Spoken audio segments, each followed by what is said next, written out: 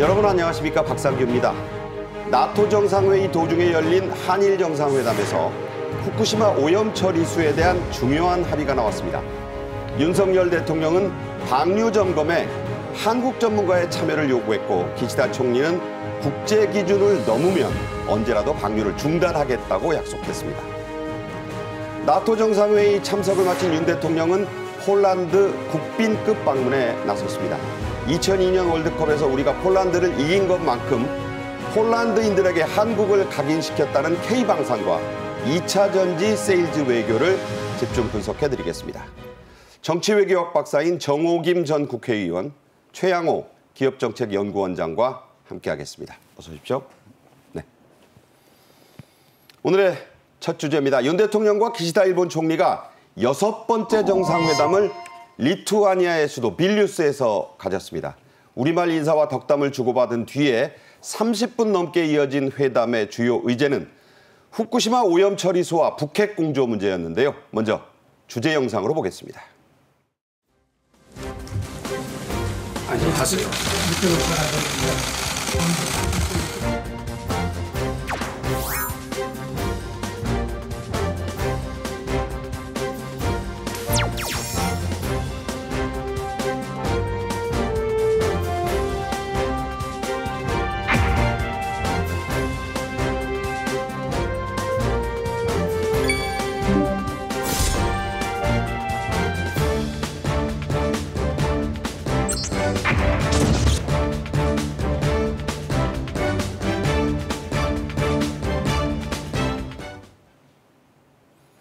기시다 후미오 총리가 먼저 와서 윤 대통령을 7분쯤 기다렸고, 안녕하세요란 우리말 인사도 먼저 했다고 하는데요. 직접 보겠습니다.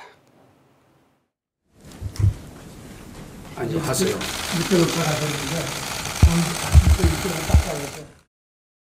저는 한일 양국이 협력하여 영내 평화와 번영, 글로벌 현안 해결에 크게 기여할 수 있다고 믿습니다.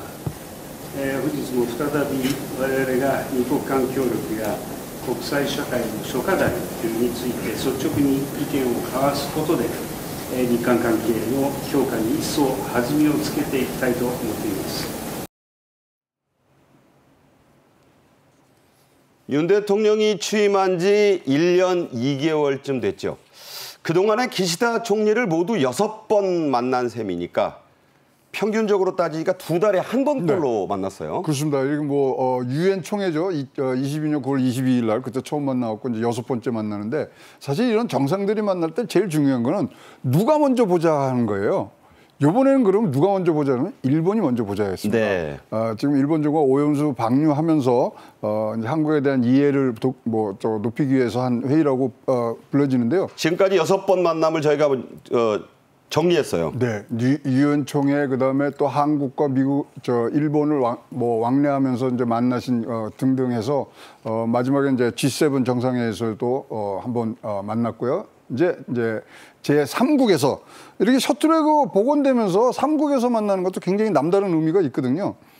근데 기시다 총리가 이렇게 한국말까지 하면서 반갑게 맞은 것은 지금 6번 만났는데요. 기시다 총리가 이 지지율이 굉장히 들쑥날쑥했어요. 그렇죠. 근데 우리 윤석열 대통령을 만나면요, 어떤 때는 9%까지 올라가는 적이 있었어요. 네. 그리고 지금 기시다 총리가 굉장히 지금 뭐 국내적으로는 마이 넘버라고 일본의 주민등록증 이게 하는 게 있는데 인기가 굉장히 땅에 떨어져 있거든요. 네. 그런 등등을 봤을 때 진짜 오랜 친구를 만나는 듯한 모습으로 안녕하세요 한국말로 하면서 셔틀웨그에 또 다른 장을 연 그런 양국 간의 정상회담이었지 않는가 이렇게 보여집니다. 네. 이날 한일 정상회담의 가장 큰 관심, 또 최대 의제 가운데 하나는 역시 후쿠시마 제1원전 오염 처리수 방류 문제였습니다. 그동안 윤 대통령은 이 문제에 대한 언급을 가급적 하지 않았는데, 자, 그동안은 왜 그랬다고 보시나요?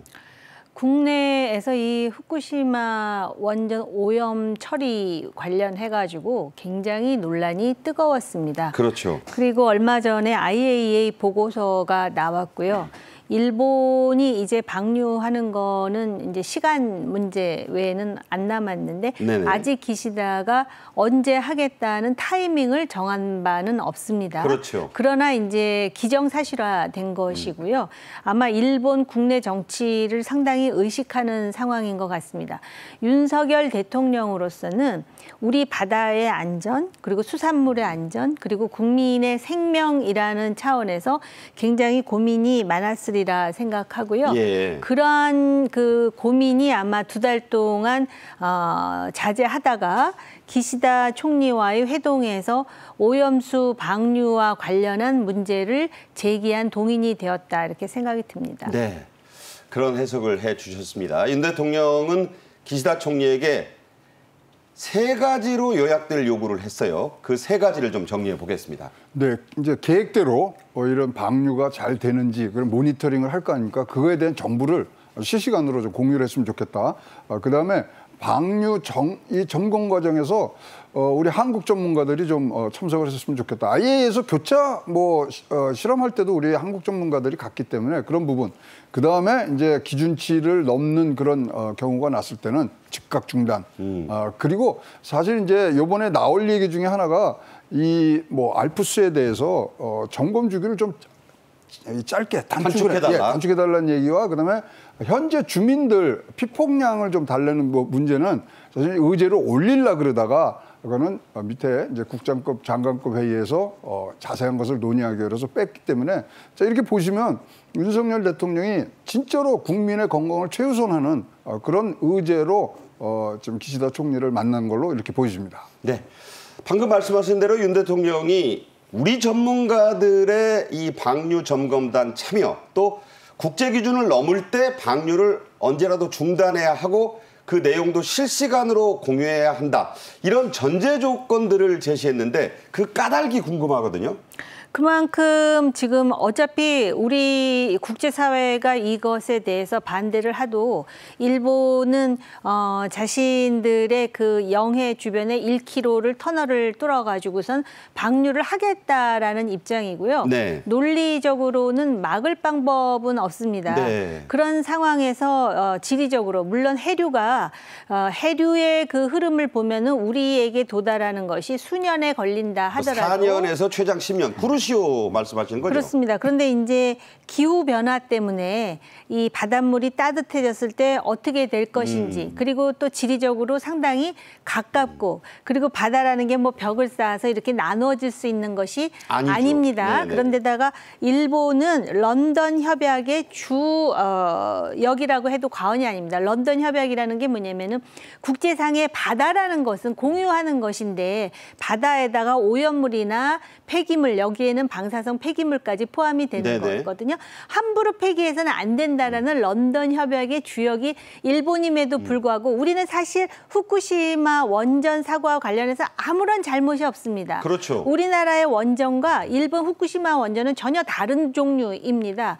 그런데 어찌됐든 일본 도쿄전력이 됐든 천재와 함께 인재, 관리를 잘 못하고 통제를 잘못해서 이런 상황까지 왔으면 예. 적어도 우리 대통령의 요구 조건을 받아들여야 맞는데 그렇기 때문에 그런 여러 가지 우려 때문에 한국의 대통령이 이런 요구사항을 제시를 했는데 지금 기시다 총리의 반응은 한국 국민에 악영향을 주는 방출을 하지 않겠다. 네. 그다음에 국제 기준치를 넘어서면 언제라도 방류를 중단하겠다. 이거는 듣기에 따라서는 한국의 전문가들을 받아들이지 않겠다. 또 검증단 내지는 모니터링에 한국을 참여시키지 않겠다라는 것을 완곡하게 얘기한 것이라고 해석도 가능합니다. 그렇게도 말할 수 있다. 그렇기 때문에 상당히 아쉬운 부분인데요. 과거에 그 한국이 미국산 소고기를 수입할 때 처음에 합의를 했다가 국내적으로 반대가 심하다 보니까는 30개월 미만의 소고기만 수입하는 것으로서 다시 양해가 되지 않았습니까? 네, 그랬죠. 그렇기 때문에 사실은 기시다 총리는 윤 대통령의 요구를 어떤 식으로든 받아들여야 합니다. 즉 방류가 어떤 절차라든지 기준에 적합하다고 IAEA 보고서는 썼습니다. 그런데 가장 중요한 거는 국제상 관계에서 신뢰를 하려면 검증을 해야 됩니다. 네, 신뢰하되 그렇죠. 검증하라 하지 않았습니까? 그런 차원에서 향후에 일본이 어떤 대응을 할지를 주목해야 합니다. 네. 자, 그런 점을 좀 들여다봐야 된다. 말은 그대로만 해석해서는 안 된다. 이런 말씀이었어요. 기시다 총리도 한국 국민들에게 악영향을 주는 방류는 하지 않겠다. 방금 정 의원 말씀대로 그렇게 화답을 했는데, 자, 이게 립 서비스냐 뭔가 내용을 담을 것이냐, 이게 관심이죠. 담아야죠. 한국 국민에게 악영향을 주는 방출에 대한 개념 정리를 해줘야죠. 네. 예, 그래서 뭐 사실 삼중수소가 3g 있는 거 압니다. 그다음에 동해안에 한 해 내리는 삼중수소가 5g인 것 우리 국민들이 이제 다 이제 학습이 되셨습니다. 그럼에도 불구하고 우리 불안을 뭐 야기할 수 있는 여러 가지들이 있기 때문에 뭐 우리가 정정당당하게 기시다 총리에게 물어봐야 됩니다. 한국 국민에게 악영향을 주는 방출은 무엇입니까? 네. 등등을 해서 계속적으로 우리가 이 전체적인 이런 방류에 대한 위기감들을 계속 일본하고 공유를 하면서 압박을 해가야 되는 거는 우리의 할 일입니다. 네. 우리가요, 도둑이 집에 왔다 그래서 도둑을 탓하기 전에 도둑이 우리 집에 도둑질하러 들어온 거에 대한 방어부터 우리도 생각을 해야 되는 그런 지경이라고 보여집니다. 일본을 도둑에 비유하시는 건 아니죠? 아닙니다. 네, 그런 비유는 하셨습니다. 자, 윤 대통령이 전제 조건으로 제시한 우리 전문가들의 점검단 참여는 어떤 방식으로 이루어질 것인가? 후쿠시마 제1원전에 개설한 현지 사무소에 한국 전문가들을 파견해서 상주시키겠다는 그런 내용으로 좀 읽히네요. 네, 지금 IAEA가 보고서를 제시하고 그러면서 모든 책임은 일본에게 있다. 그리고 이것이 IAEA 보고서라 해서 IAEA 멤버들의 합의가 이루어진 것은 아니다. 네. 그다음에 방류만이 유일한 대안은 아니다. 뭐 이런 식으로 아주 이제 애매한 결론이에요. 빠져나갔단 네. 말이죠. 그렇기 때문에 한국의 대통령으로서는 당연히 요구할 수 있는 사항입니다. 그런데다가 IAEA의 소위 지부 같은 것을 일본에 설치해서 계속 모니터링을 하겠다 하니 우리로서는 이거 참여하겠다, 또 파견시켜서 상주시키겠다라는 말은 어떻게 보면 지극히 타당한 것이고, 이게 왜 필요하냐면요. 저는 과학자는 아닙니다. 그런데 이번에 IAEA 보고서도 그렇고 우리나라의 그 과학자들, 물론 이제 반대하는 분들도 계시지만 대체로 이런 식으로 희석을 시켜서 방류를 했을 경우에 우리가 직접적으로 타격을 입을 것 같지는 않다고 조심스럽지만 그렇게 생각은 합니다. 네. 그런데 향후에 이런 상황이 또 벌어진다면, 예를 들어서 일본이 아닌 우리와 접하고 있는 서해안에서 중국의 그 원전에 사고가 났다. 55개나 되니까요. 그렇습니다. 그랬을 때에 이러한 그 선례를 확실히 이렇게 우리 주변에서 사고가 나서 또 이런 있어서는 안 될 일이지만은 방류 비슷한 일이 생겼을 때 어떤 기준으로 그리고 이웃국으로서 우리가 어디까지 참여하는지에 대한 하나의 방점을 찍는다는 차원에서도 이 부분을 확실하게 해두는 게 좋을 것 같습니다. 네. 또 이 정상회담에서 다뤄진 중요한 문제, 바로 정치권 일각에서 계속 문제를 삼고 있는 후쿠시마산 수산물 수입 문제입니다. 일본이 규제 해제를 요구하더라도 후쿠시마 등 일본 8개 지역 수산물의 금수 조치는 당분간 또 안심할 때까지 10년이고 뭐 몇십 년이고 계속 하겠다는 게 이번에도 나온 확고한 입장이죠. 네, 그리고 특히 해양수산부에서요, 요 IAEA 보고서가 나올 즈음에 그 일본산 수산물에 대해서 확실히 일본산이라고 해가지고 우리 소비자들이 알고 있는지의 여부에 대해서 굉장히 촘촘하게 지금 점검을 나섰다는 언론 보도를 네. 접했습니다. 왜냐하면 정부로서는 국민들이 지금 가장 두려워하는 게 이 처리된 오염수가 우리나라까지 와서 우리 바다를 더럽히면 어떻게 하나, 또 이렇게 함으로써 우리 수산물에 폐해가 가면 어떻게 하나.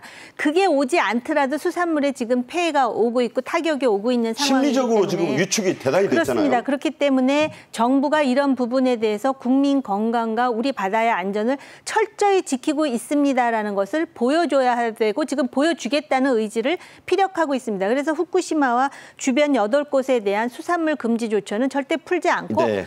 국민 전체가 안심할 때까지 안 풀겠다 했으니 정부는 그걸 지켜야 되고 또 우리 수산업자들을 어떻게 하면 좀 더 보호할지에 대한 대안을 제시하고 이렇게 함으로써 우리가 만든 위기가 아닌 일본 때문에 벌어진 이러한 상황에 대해서 관리해 나갈 수 있는 그런 현안이 계속 제시돼야 된다고 봅니다. 네. 자, 이런 한일 회담의 성과가 나오자 여야의 반응은 예상대로 전혀 달랐습니다. 정 박사가 이 소개를 좀 해주시고 평가도 좀 해주시기 바랍니다. 한일 회담과 관련해가지고선 후쿠시마 지금 처리된 오염수 관리와 관련해서 이미 요구했고 일본이 네. 어떤 반응이었다라는 것에 대해서 우리가 이제 이미 말씀을 드렸는데요. 일본은 그 소위 세슘 덩어리 우럭 뭐 이런 세슘 우럭이 식으로 헤엄쳐서 뭐 네. 부산으로 온다 이런 얘기죠. 그러니까는 야당이 말입니다. 야당이 좀 야당은 이미 전적이 있습니다. 과거에 그 소고기 수입 때도 그랬고요. 또 사드 때도 그랬고 한미 FTA 때도 그랬고 너무나 괴담을 많이 양산하다 보니까 지금 사실은요. 이거 후쿠시마 오염수 방류는 지구상에 처음 있는 일이기 때문에 어떤 측면에서는 우려하는 게 우리로서는 너무나 자연스러운 네. 일입니다. 근데 이걸 야당이 받지 못하고 야당이 막 그런 식으로 무슨 상당히 그 어떤 그 뭐랄까 괴담에 가까운 주장을 하다 보니까 사실은 국민들이 이 부분에 대해서도 조금 회의적인 측면도 있는데요. 아무튼 지금 한일 간의 정상이 후쿠시마와 관련해서 대화한 것에 대해서 야당은 굉장히 평가하지 않는 입장입니다. 그러니까 기시다 총리가 오염수 방류에 사실상 윤 대통령으로부터 동의를 받은 것 아니냐 이런 비판 형량이 나왔어요. 그게 왜냐하면은 방류를 전제로 해서 이런 조건을 들어달라 했기 때문에 그런데 이제 또 그걸 역으로 말하면 아까 최 박사님 말씀하셨듯이 그런 전제가 만족해야 방류할 수 있다라는 해석도 가능하거든요. 네. 근데 이제 야당의 이런 주장은 바뀌지 않겠지만 제가 좀 전략적으로 말씀을 드리자면 이런 주장을 집권당과 정부가 좀 활용을 해서 우리 민주국가인데 네. 이렇게 난리를 치는데 당신들 이거 받아들이지 않으면은 국민 여론상 우리가 내년 총선도 있고 이거 할 수 없다.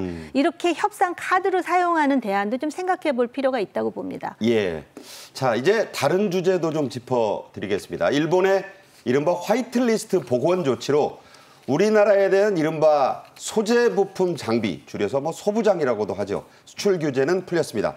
이번 정상회담에서 이 부분에 대한 합의도 좀 나왔죠? 네, 그래서 일단 7월 7일 날 국장급대에서 MOC라고 메모랜덤 코퍼레이션 이게 뭐냐면 미래 수출 협력 강화를 위한 프레임워크를 만들자 이런 얘기를 하면서요. 국장급 회의를 연 2회 그다음에 수출 제도에 대한 어떤 운영 내실화 등등을 지금 하고 있습니다만은 어쨌든 간에 수출 통제를 했던 채널에 대한 정상화가 지금 급격히 이루어지고 있고요.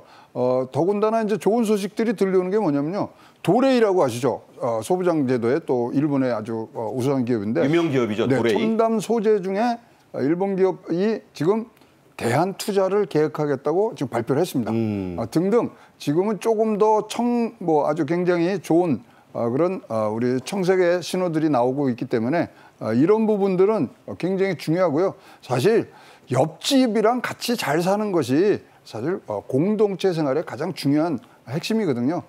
빠르게 그리고 좀 내실 있게 두 나라가 강화하는 모습들을 보여주셨으면 좋겠습니다. 네.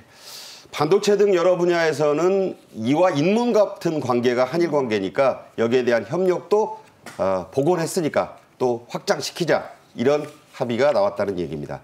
윤 대통령은 리투아니아 빌뉴스에서 열린 AP4, 뭐 영어로 아시아 퍼시픽 파트너스 4 이런 뜻인데요. 쉽게 말해 한국, 일본, 호주, 뉴질랜드 등 이 4개국의 정상회의가 열렸었습니다. 이걸 그 사회로 직접 주재를 했습니다. 윤 대통령이. 직접 보겠습니다.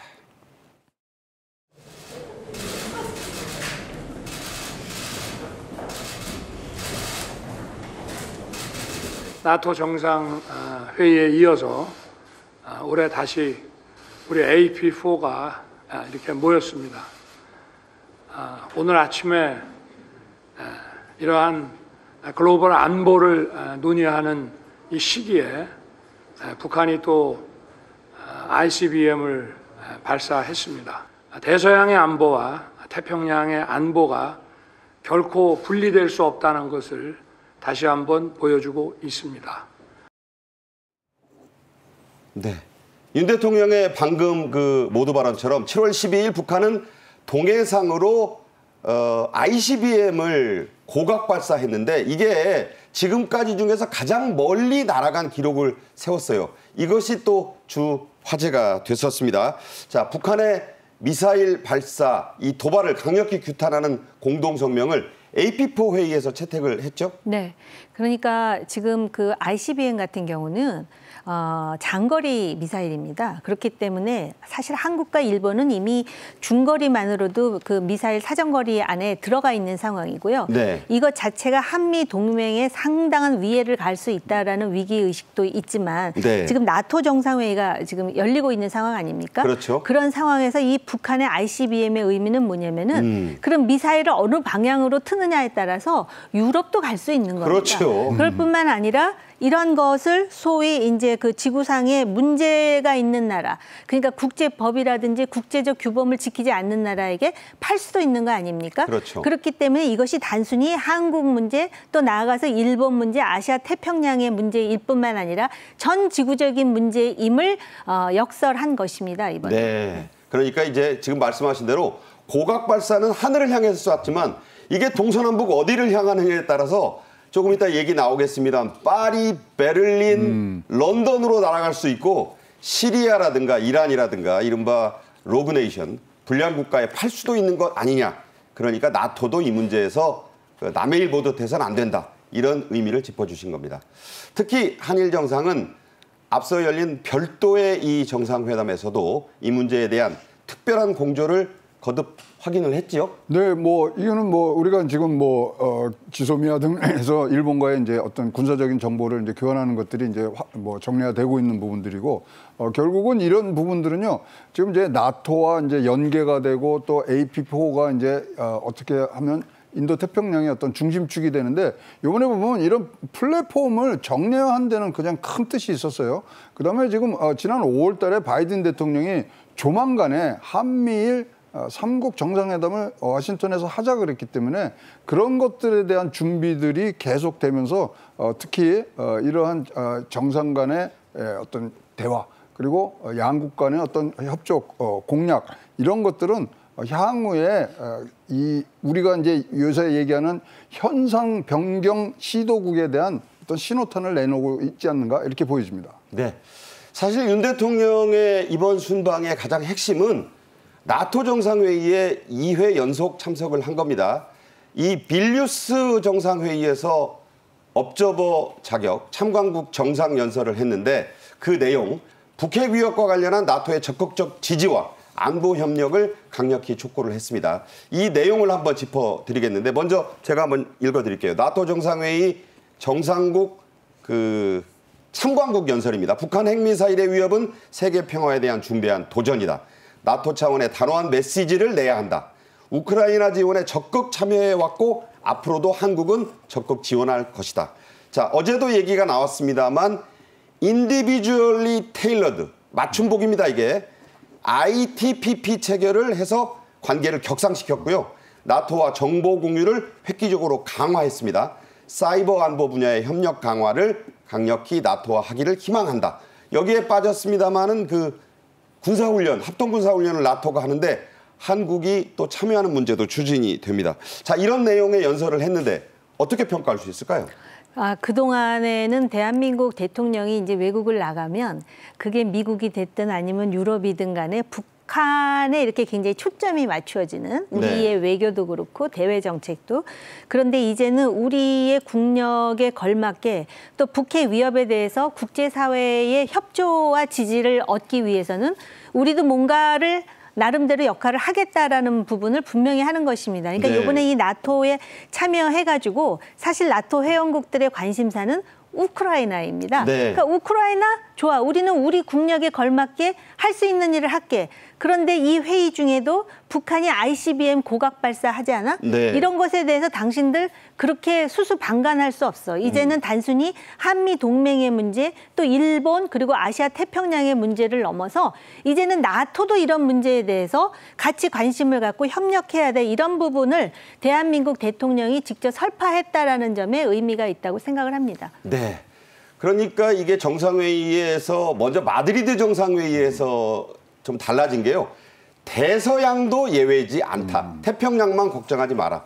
이런 의미도 부각이 됐다는 점입니다. 이게요, 2022년에 사실 나토에서 전략 개념을 했는데 그때 중국이 들어갑니다. 네. 그럼 중국에 대한 전략을 따진다 그러면 한국의 존재가 굉장히 부각된 그런 개념이기 때문에 우리나라를 지금 뭐 굉장히 2006년부터 우리가 파트너급이지만 지금 나온 것들 보면 굉장히 격상된 대우를 나토에서 해주고 있다 이렇게 보여집니다. 그러니까 저희가 이제 교과서에서 배울 때 NATO가 북대서양 조약기구니까 북대서양하고 우리가 무슨 상관이냐. 리투아니아 발트 3국인데 발트에 가볼 일이 뭐 있냐. 세상이 달라졌다는 얘기입니다. 네. 자, 김건희 여사 얘기도 좀 하겠습니다. 김 여사는 올레나 젤렌스카 우크라이나 대통령 부인이죠. 2달 만에 다시 만났습니다. 우크라이나 아동들과 여성들을 두 대통령 부인이 함께 만났다고요? 네. 우선 우리가 그동안에 이제 인도적 지원을 많이 했는데 그만큼 한국이 우크라이나의 전황에 대해서 그리고 우크라이나의 국민들에 대해서 지지하고 전황에 관심이 있다라는 상징적인 표현이 아닐까 하고 생각을 하고요. 네. 저 노란 재킷은 아마 우크라이나 국기의 노란색도 들어가 하죠. 있는 것으로 제가 알고 있거든요. 아마 그걸 상징했나 이제 저는 개인적으로 이제 그런 생각을 했고요. 그다음에 이렇게 이제 그 젤렌스카 여사를 만남으로써 조금 이제 국가 실립과 관련해서 말씀을 드리자면 네. 이렇게 관심을 갖고 인도적 지원을 하고 지금은 필요하다면은 우크라이나 국민들이 소위 그 러시아의 도발과 공격에 참아해서 괴롭힘을 당하기 때문에 군사적 지원의 문도 열고 있는 상황 아닙니까? 네. 그러면 이제 전후에 우크라이나 재건과 복구와 관련해서도 글쎄 표현은 뭐하지만은 이렇게 일단 하나를 이렇게 올려놓는 상징적 네. 의미도 있다고 보여집니다. 국익이라는 것을 우리가 늘 인도주의적이고 또 형이상학적이고 도덕적인 차원에서만 볼 수는 없는 겁니다. 중요한 말씀입니다. 지금 우리 강릉에서요 세계 합창 대회가 열리고 있고 저 사진에 나오는 것과 같은 그 복장을 입은 우크라이나 소녀 합창단이 우리나라에 와서 그 강릉 산불 현장 폐허가 된 집 앞에서 노래도 하고 이런 것도 중요한 우크라이나나 유럽에서 우리를 달리 보는 시각이 되지 않을까요? 네, 그렇습니다. 그리고 사실은 이제 지금 폴란드 대통령의 폴란드 방문에 대해서 얘기할 건데요. 우크라이나가 원래 그 구소련의 연방의 일부였지 않았습니까? 그렇죠. 근데 독립을 했는데 그 나라가 사실은 여러 가지 잠재력을 가진 데다가 폴란드도 그렇지만 동서양의 가교 역할을 할 수 있는 그런 곳입니다. 그리고 이제 전후의 복구라는 거는 사실 국가마다 누구나 뛰어들어갖고 뭔가를 하기를 원하는 또 그런 지역이기도 네. 합니다. 그러나 또 한편으로는 인도주의적인 차원에서 그리고 우리도 전하에 참상해서 분연히 일어난 민족이고 국가 아닙니까? 그렇죠. 그렇기 때문에 그런 여러 가지 상징성을 보여주는 장면이라고 생각이 되네요. 네.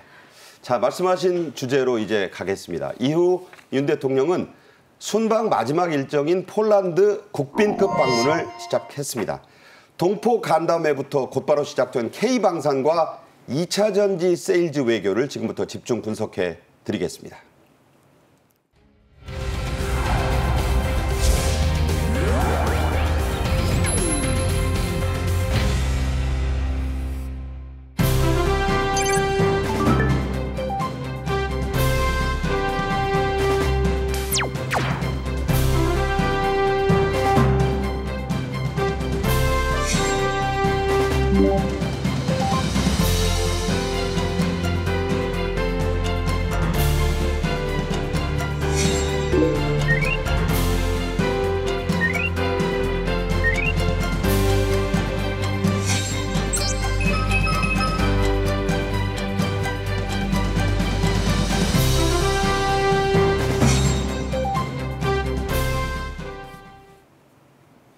윤 대통령은 우리 시간으로는 7월 13일 새벽이고요. 현지 시간으로는 7월 12일 오후에 폴란드에 도착했습니다. 그 모습 먼저 보면서 얘기 이어갑니다. 네, 폴란드 바르샤바 쇼팽 국제공항에 도착을 했습니다. 폴란드를 상징하는 인물이 바로 피아노의 시인 쇼팽 아니겠습니까? 쇼팽의 이름을 딴 공항이에요. 여기 지금 윤 대통령 부부가 지금 내린 모습을 보고 계십니다. 공군 1호기 편으로 내렸고 아주 빡빡한 일정임에도 여유 있는 표정을 잃지 않고 있는 그런 모습을 보고 계십니다. 네. 네, 영접 나온 인사들과 일일이 지금 악수를 나누고 있습니다. 윤 대통령은 이 공항에서 바로 주 폴란드 우리 동포 간담회장으로 갔습니다. 그 모습도 역시 직접 보면서 얘기 나누겠습니다.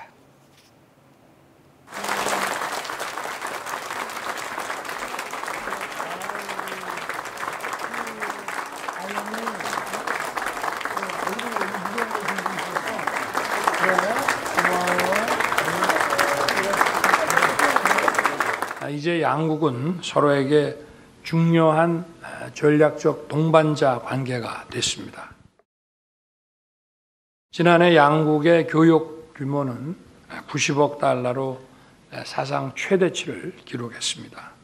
그리고 300개가 넘는 우리 기업들이 현지에서 활약하고 있습니다. 양국의 협력은 이제 방위산업 또 원자력을 포함한 첨단 분야로 확대되면서 전략적 관계가 한층 더 심화될 것입니다.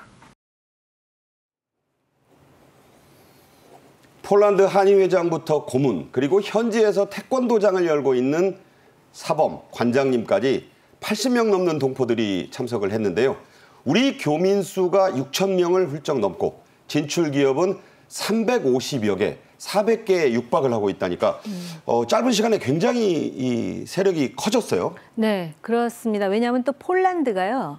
동유럽에서 이제 자유화가 이루어진 다음에 상당히 그 자신들의 어떤 경제적 도약의 에너지를 집중시킨 나라고, 우리나라의 그 수출 국가 중에 폴란드가 5위일 정도로 지금 그 뭐 방산업은 말할 것도 없고요. 수출 포텐셜이 굉장히 많은 나라예요. 90억 달러를 기록했어요. 그렇습니다. 작년에. 네. 네, 사상 최대치를 하고 뭐 액수가 중요한 게 아니잖아요. 네. 그 얘기를 지금 이어갈 텐데요.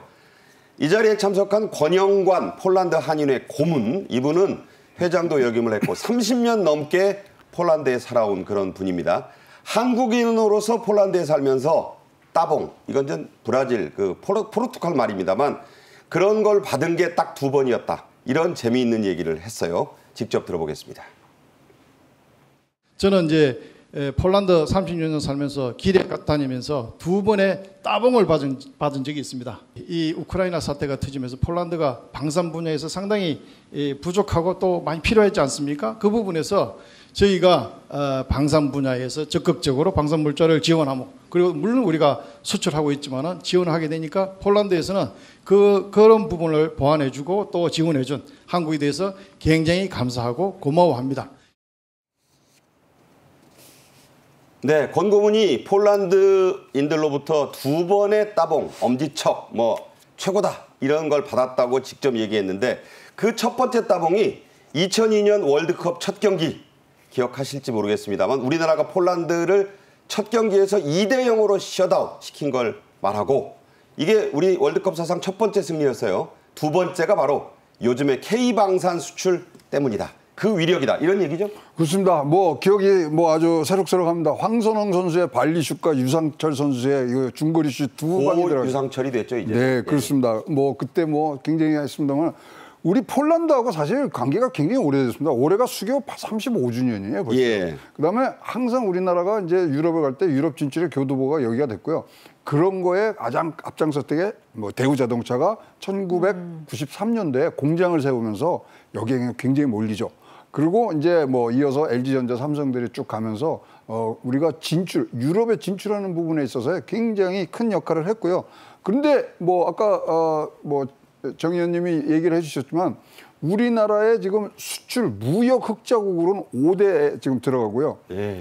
작년도 방산 같은 거에 수출의 74%가 폴란드에서 나옵니다. 그러니까요. 그러니까 폴란드 내에서의 한국에 대한 인지도와 신뢰도는 다른 나라에 비교할 수 없을 정도로 굉장히 높고요.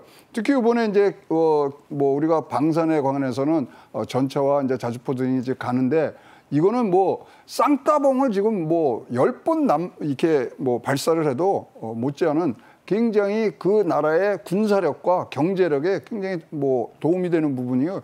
특히 이번에 풍산 기업이 같이 갔는데 탄약 제조까지 거기서 같이 해주겠다. 이거는 사실 믿지 못하면 못하는 그런 나라거든요. 그렇죠. 네. 그런 지금 굉장히 형제국을 넘어서는 그런 혈맹으로 점점 나가는 게 한국과 폴란드 간의 관계가 아닌가 이렇게 보여집니다. 네. 코사크 기병으로 유명했던 이 폴란드에 우리가 전차를 수출하니까 대통령이 항구에 나왔었고 국방장관 겸 부총리가 우리나라에 와서 K전차에 올라타서 역시 엄지척을 했고 뭐 폴란드 현지에도 왔었고 이런 얘기는 이 시간을 통해서도 여러분께 많이 해드렸습니다. 자, 이 폴란드에서의 윤석열 대통령의 주요 일정 앞으로 어떻게 네, 됩니까? 12일부터 14일까지고요. 이제 공식적으로 이제 도착을 하시면 이제 뭐 정상회담을 바로 합니다. 그리고 바로 이제 총리 상원위원장들의 이제 유명인사들과 접견을 하신 다음에 특히 이제 폴란드의 무명용사 묘지에 가서 헌화를 하신 후 그다음에 이제 제일 중요하죠. 비즈니스 포럼 양국 정상회담이 같이 열려지는. 저게 이제 핵심 일정이 되겠네요. 네, 양국 정상이 참석한다는 게 굉장히 중요한 이유죠. 또 대학을 가죠? 예, 그리고 대학 가고 이제 바르샤바 최고 명문대. 뭐 거기 가서 이제 어떤 얘기가 또 메시지가 나올지 굉장히 지금 기대가 되고 있고요. 그런 이후에 이제 한국으로 귀국하는 일정인데요. 아까도 말씀드렸습니다만 폴란드 내에서 한국인에 대한 이런 신뢰도는 굉장히 높기 때문에 거기에 한층 더 첨탑을 쌓으시는 그런 역할을 해주시는 그런 윤석열 대통령의 영업사원 1호의 우리 실력을 한번 보도록 하겠습니다. 네. 자, 이번 방문을 국빈급 방문이라고 표현을 하고 있습니다. 이제 실무 방문과 정식 국빈 방문 사이 국빈급 방문인데요. 자, 한 폴란드 정상회담에서 어떤 어젠더, 의제들이 테이블에 오를까 좀 짚어보겠습니다. 어떨까요? 네, 지금 그 대통령궁에서 공식 환영식뿐만 아니라 조금 전에 말씀하셨듯이 경제적 이해관계가 상당히 높기 때문에 그리고 폴란드가 지금 가장 두려워하는 나라가 어디겠습니까? 러시아거든요. 그렇죠. 그리고 우크라이나의 이 전쟁에 있어서 또 가장 집중적인 지원을 맡을 수밖에 없는 나라도 폴란드입니다. 네. 그렇기 때문에 지금 한국의 위상이 폴란드에서 상당히 높아졌음을 알 수가 있는데요. 대통령 간의 정상회담, 그리고 총리 및 상하원 의장 회담, 그리고 무명용사 묘 헌화, 공식 만찬 이런 일정을 소화하는데요. 잠깐 역사적인 말씀을 드리자면 네네. 폴란드의 역사하고 우리의 역사 중에 닮은 점이 많아요. 네. 주변에 강대국들에 둘러싸여 있어갖고 엄청난 제국주의의 희생양이 됐었거든요. 그렇죠. 1차 대전이 끝난 다음에 아마 폴란드가 독립이 됐을 거예요. 근데 우리는 독립을 못했잖아요. 1919년에. 네네. 그리고 나서 지금도 그 나토에 이제 가입을 해가지고 그 미국의 그늘 속에서 경제를 활성화시키고 또 군사적으로도 이제 그 나름대로 그 지리적인 위치를 활용해갖고 역할을 하기 위해서는 한국과의 교류가 폴란드로서도 매우 중요하게 된 것이죠. 네. 이 폴란드에 우리나라가 처음으로 간 게 1896년 유명한 순절을 했던 민영환공이 이끈 당시 러시아의 마지막 황제 니콜라이 2세 대관식에 참석하기 위해서 폴란드에 갔던 게 처음이다. 자, 이런 역사 공부도 좀 해드리면서 이번 순방에 경제사절단이 대거 동행했습니다. 주요 면면이 어떻게 됩니까? 요새는요, 대통령 음지시 때문에 경제사절단이 대규모로 가니까 가신 분보다 안 가신 분이 누군가가 더 화제가 될 정도로 네. 굉장히 큰 이 경제사절단이 꾸며졌습니다. 89개사의 어떤 뭐 기관, 그다음에 기업 이게 합쳐져서 89개사가 지금 갈 거고요. LG 구광모 김동관 네. 그 하나의 가네요. 네. 네, 다 가는데 일단은 배터리 소재 뭐 그다음에 방산 여러 가지 지금 얘기를 할 게 있고요. 특히 더구나 원전까지 지금 얘기가 준비가 되고 있기 때문에 거기에 대해서 지금 많은 관심들을 쏟고 있습니다. 그다음에 이제 사실은 폴란드가 어떤 역할을 향후에 할 거냐면 우크라이나 재건 사업의 허브가 될 것이거든요. 네. 그래서 그런 것까지도 우리가 이제 역할을 생각을 하면서 간 기업들이 지금 많이 있고요. 아까도 말씀드렸습니다만 우리나라 기업이 400개 이상 지금 진출을 해 있기 때문에 굉장히 생태계가 잘 돼 있는 부분들이 이것이 한 단계 업그레이드 될 수 있는 그런 경제사절단이 이번에 갔다고 보여집니다. 네.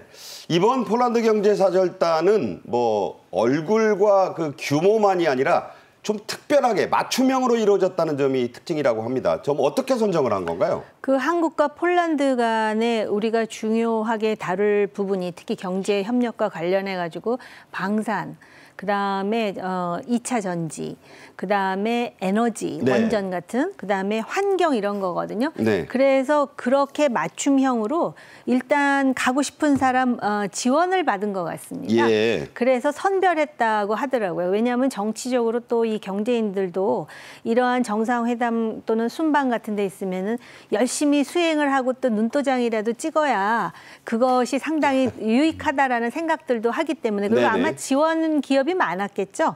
그러다 보니까는 모집 공고를 하고 신청서를 받아가지고 엄격한 객관적 기준에 의해서 선별해서 데리고 갔다고 하는데요. 좀 공개 채용 같은 느낌 드네요. 그렇습니다. 그런데 이제 과연 이렇게 대통령의 정상회담에 특히 우리나라 같은 경우는 대기업들도 많은데 늘 그 수행원으로 이렇게 이제 따라가는 모습에 대해서 그것에 대해서 이제 긍정적인 측면도 있고 아니 지금 경제도 어려운데 저 바쁜 사람들이 맨날 쫓아다니면서 그러면 자기 사업은 어떻게 잘 네. 되는 거야? 고용은 제대로 되는 거야? 이런 걱정하는 사람들도 있는데 바로 그런 부분의 우려를 불식하는 그러니까 꼭 필요한 기업체들의 대표들이 지금 수행을 해가지고선 실제로 실질적이고 실용적인 이익을 확보할 수 있는 그러한 그 MOU가 이루어진 것이 아닌가 이런 생각이 들었습니다. 네. 자, 이번에 동행하는 LG, LS, SK그룹의 경우에는요. 폴란드 현지에 진출해 있는 배터리, 2차 전지가 주력이죠? 네, 아주 일찌감치 자리를 잡았습니다. LG그룹 같은 경우 볼츠와프라는데 2018년도에 진출을 했고요. 여기서는 이제 배터리를 만듭니다. 그다음에 LS그룹에서는 여기도 오래전에 갔습니다. 2017년도에 지금 갔기 때문에 지에로 조니 우프로라는 데서 지금 전자품 배터리 부품을 만들고 있습니다. 현지 공장이요? 네, SK그룹에서는 돈브라 고르니치라는 시에 있어서 전기차에 대한 분리막을 생산하는 전부 공장에서 폴란드에 공장이 있어요. 그렇습니다. 폴란드가요 9개 나라하고 국경을 공유하고 있습니다. 그다음에 네. 중국과 유럽의 어떤 길목에서 이것들을 소위 말하는 생태계의 아주 중심적인 역할을 하고 있거든요. 따라서 굉장히 빠르게 우리 기업들이 일단 자리를 잡은 곳이 폴란드의 우리 지금 한 단면이라고 보여집니다. 이번 폴란드 방문은 우크라이나 재건의 HUB, 허브라고 평가되는 폴란드 시장 공략이 가장 핵심이 될 것으로 보입니다. 자, 그 규모가 무려 1조 달러가 된다고 해요. 네, 그래서 우리 대통령실의 경제수석도 지금 수행을 하고 있는데요. 이게 그럴 수밖에 없는 게 지금 이 전쟁이 처음에 그 러시아가 도발을 했을 때는 금세 끝나서 러시아의 희생양으로 전락할 것이다라는 예측을 했는데 네. 그 예측이 무색하게 지금 우크라이나가 잘 버텨주고 있는 상황이고 지금 요번에 나토 정상회의에서 우크라이나가 그 나토의 일원으로서 이제 가입할 수 있는 한 가지 관문을 통과시켜준 그런 상황이거든요. 그렇기 때문에 나토의 정식 동맹국은 아니지만 이게 나토와 미국의 어떤 그 체면과도 직결되는 상황입니다. 네네. 그렇기 때문에 일단 이 전쟁이 어떤 형태로든 끝나면 이제 재건을 해야 되는데 이 재건이라는 게 인프라, 도로라든지 아주 근본적인 것서부터 시작해갖고 막대한 사업비와 그다음에 거기에 따른 여러 가지 소프트웨어가 들어가야 되는 상황이기 때문에 우리로서는 굉장히 중요한 투자처가 될 것 같습니다. 그래서 이 대규모 사업에 한국이 어떤 역할을 할 것인지 이게 또 왜 중요하냐면요. 네네. 제가 너무 앞서가는 말씀을 드리는 건지는 모르지만 후에 북한에 대해서 어떤 형태로든 재건을 우리가 지원하지 않을 수 없는 상황에서 예행 연습이 되나요? 그렇습니다. 네. 중요한 리허설이 될 수도 있다고 보여집니다. 예, 그런 의미를 담고 있다. 자, 단연 우리의 최대 관심사 앞서도 나왔지만 K방산 수출입니다. 지금은 폴란드에 우리가 주로 어떤 무기들, 군사 제품들을 수출하고 있습니까? 네, 지금 전차라든가 그다음에 자주포 등이 지금 나가고 있고요. 회사는 현대 로테밀이라든가 한국항공우주산업, 그다음 하나 등에서 지금 나가고 있는데요. 자, 숫자로 말씀드리면 더 쉬울 것 같습니다. 17조를 작년도에 했고요. 앞으로 지금 2차 계약이 되면 거기는 30조 정도의 지금 수주를 우리가 받을 수 있는 부분들이 됩니다. 특히 폴란드와 이렇게 또 군사적인 그런 혈맹으로 가기 위해서는 우리나라가 기술까지도 지금 이전하는 계약까지 맺고 있기 때문에 굉장히 좋은 부분으로 K방산의 수출에 아주 뭐 근거지로 교두보로 우리가 유럽에서 굉장히 좋은 위치를 차지하는 것이 폴란드라고 보여지고요. 특히 여기에 이어서 우리가 원전까지도 2043년까지 폴란드에는 원전을 6기를 짓기로 지금 계획이 되어 있기 때문에 네. 그 부분까지도 우리가 선점할 수 있는 교두보들을 만들고 있다. 이렇게 보여집니다. 네. 독일제 전차도 제치고 있는 한국 방산의 위력 계속해서 위세를 이번 방문을 계기로 떨치지 않을까 그렇게 예상을 해봅니다. 끝으로요. 폴란드의 유력 종합 일간 신문이 있습니다. 제츠포스폴리타 발음이 좀 어렵네요. 윤 대통령의 기고문을 실었습니다. 온라인판에 먼저 그 내용이 공개됐다고 하는데 자, 어떤 내용을 인터뷰했습니까? 네, 저도 그 기사를 통해서 봤는데 역경을 딛고 미래로 가는 동반자, 그리고 연대의 나라, 긴밀한 협력, 공동의 미래를 강조했다고 합니다. 근데 네. 아까 그 얘기를 했잖아요. 폴란드 사람들이 우리에게 쌍따봉을 날린다는 네. 그런 얘기를 했는데 역사적으로도 유사한 점이 많고 또 폴란드가 볼 때는 한국이 폴란드의 미래에 있어서 굉장히 큰 준거가 될 수 있는 나라입니다. 그런 차원에서 이번에 아주 중요한 한 획을 그은 것이다 이렇게 생각됩니다. 네. 폴란드 방문에 대한 기대 또 어떻게 결실을 맺을지 계속해서 속보가 나오는 대로 전해드리도록 하겠습니다. 최양호 기업정책연구원장, 정우김 전 의원님과 말씀 나눴습니다. 고맙습니다. 오늘 저희 정책엔 이슈가 준비한 소식은 여기까지입니다. 시청해 주신 여러분 감사합니다.